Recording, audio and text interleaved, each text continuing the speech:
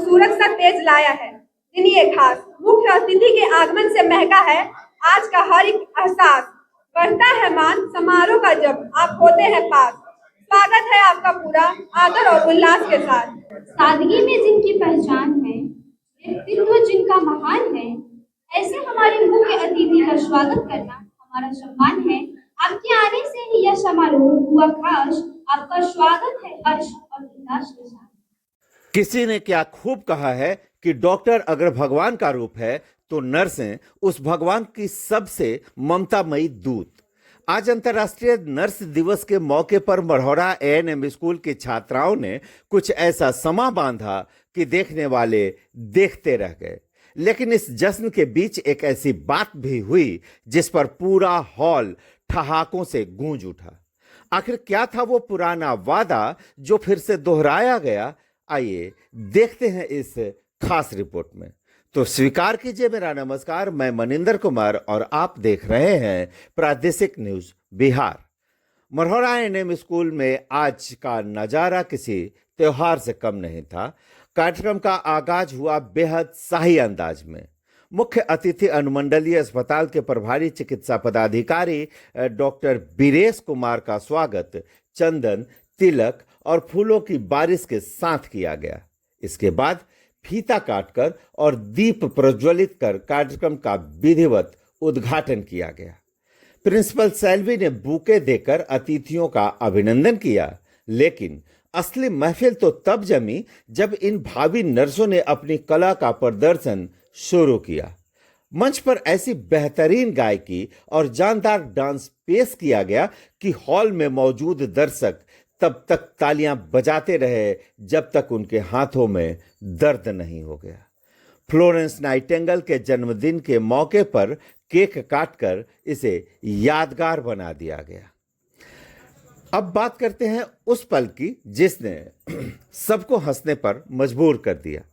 Doctor Biresh Kumar ने जब मंच से माइक संभाला तो संस्थान की कमियों को जल्द दूर करने का फिर से आश्वासन दे दिया। तो पूरे हॉल में हंसी के फवारे छूट पड़े। अब आप सोच रहे होंगे कि भला वादे पर कोई क्यों हंसेगा? दरअसल यह कोई हंसी मजाक नहीं बल्कि एक मीठा तंज था। साहब ने पहले भी संस्थान को अस्पताल के जनरेटर से बिजली सप्लाई देने का वादा किया था, लेकिन वो वादा आज भी अंधेरे में ही है। अब देखना दिलचस्प होगा कि इस बार अस्पताल का जनरेटर एएनएम स्कूल तक पहुंचता है या फिर यह आश्वासन भी पिछली बार की तरह हवाई साबित होगा। खैर, वादे अपनी जगह हैं और छात्राओं का उत्साह अपनी जगह। इस मौके पर संस्थान के शिक्षक फजलुर रहमान और प्रिंसिपल सैल्वी ने छात्राओं के उज्जवल भविष्य के लिए कुछ कहा, उसको आपको सुनवाएं। उससे पहले अगर अभी तक आपने हमारे चैनल को सब्सक्राइब नहीं किया है तो चैनल को सब्सक्राइब कर दें, बेल आइकॉन भी जरूर दबा दीजिएगा। और अगर इस वीडियो को फेसबुक या इंस्टाग्राम पे देख रहे हैं तो पेज को लाइक कीजिए, फॉलो कीजिए, खबरों को अन्य लोगों तक पहुंचाने के लिए शेयर भी कर दीजिएगा। बाकी आपको यह खबर कैसी लगी कमेंट करके मुझे जरूर बताइएगा। बहुत बहुत धन्यवाद। आपका दिन शुभ हो। अभी भी इस समाज में कुछ ऐसे लोग हैं जो इस प्रोफेशन को हे नज़र से देखते हैं, अच्छी नज़रों से नहीं देखते। लेकिन मैंने खुद देखा है कि जो इस तरीके की बातें करते हैं या बोलते हैं, अस्पताल में जब जाते हैं तो इसी नर्सिंग स्टाफ को सबसे पहले खोजते हैं।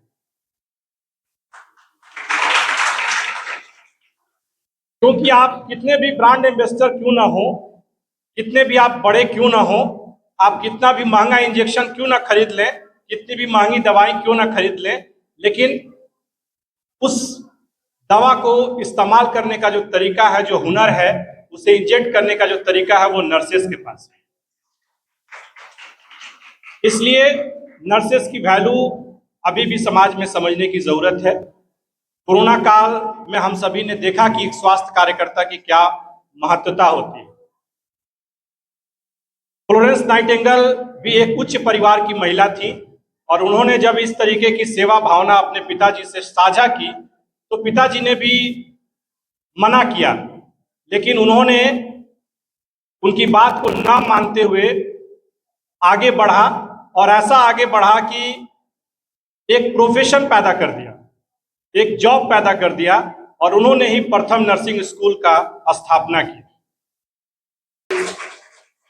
और सभी को हैप्पी इंटरनेशनल नर्सेस डे।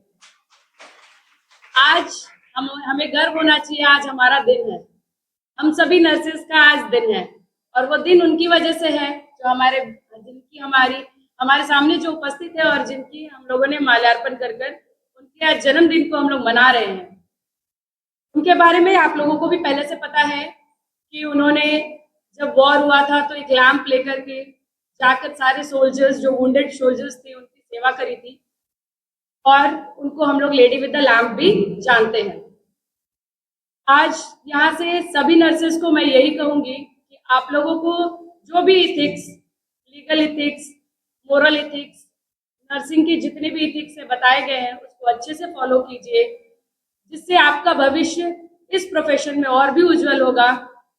जैसा कि अभी सर ने कहा, nurses are the backbone heart, तो सच्चाई है कि आप बैकबोन और हर्ट हो, बट उसके लिए आपको आप अपने अंदर उतना कॉम्पिटेंट, उतने स्किल्ड होना भी जरूरी है, तभी आप जा करके एक प्रॉपर बैकबोन बन के कहीं पे आप खड़े हो सकते हो। उसके लिए आपको जो पढ़ाया जाता है उसको अच्छे से पढ़िए, प्रैक्टिस कीजिए, स्किल्ड बनिए, कॉम्पिटेंट बनिए। जब तक नॉलेज आपके अंदर नहीं आएगा, जब तक आप अच्छे से पढ़ाई नहीं करेंगे, आपका कॉन्फिडेंस लेवल नहीं बनेगा, तब तक आप हॉस्पिटल में भी अच्छे से केयर नहीं कर पाओगे। इसलिए जो नॉलेज है, जो आपको मिल रहा है, उसको अच्छे से गेन कीजिए, अच्छे से पढ़ाई कीजिए और एक एम्पावर्ड नर्स बन के निकलिए। लोगों के बीच, जब हम पेशेंट के बीच होते हैं, पेशेंट से अच्छे से बात करिए। मैं बार बार कहती हूँ कि पेशेंट से अच्छे से बात कीजिए, पेशेंट आधा ठीक आपकी बातों से ही हो जाएगा। इसीलिए अपनी जो बोलने की शैली है, हम लोगों ने पढ़ा है ना, कम्युनिकेशन स्किल, वो अच्छा रखिए, अच्छे से बातें कीजिए पेशेंट्स को, आधा प्रॉब्लम उनके वही सॉल्व हो जाएंगे। फिर उनको मेडिसिन की जरूरत कम पड़ेगी, आपकी बातों से ही उनकी प्रॉब्लम, जो मेंटली प्रॉब्लम होगी ना, वो सॉल्व हो जाएगी। और आज का हमारा इस 2026 का नर्सेस का थीम है, our nurse our future, empowered nurses save life. इसका मतलब ये है कि जो हम नर्सेस हैं, वो अगर हमें उचित संसाधन मिले, हमें उचित सम्मान मिले, तो हम कुछ भी कर सकते हैं, किसी भी ऊंचाइयों को पा सकते हैं, लेकिन उसके लिए हमें उचित सम्मान और उचित संसाधन की आवश्यकता होती है। इसके साथ ही साथ ये कहूंगी कि नर्सिंग सिर्फ एक पेशा नहीं, वो एक बलिदान, एक दया का रूप है। तो इसको आप बनाए रखिए, आगे अपने लाइफ में आगे बढ़ते रहिए, हमेशा राइज कीजिए आगे, और एज अ राइजिंग स्टार हमेशा चमकते रहिए। एएनएम स्कूल मढ़ौरा सारण का नाम रोशन कीजिए, अपने माता पिता का नाम रोशन कीजिए। धन्यवाद।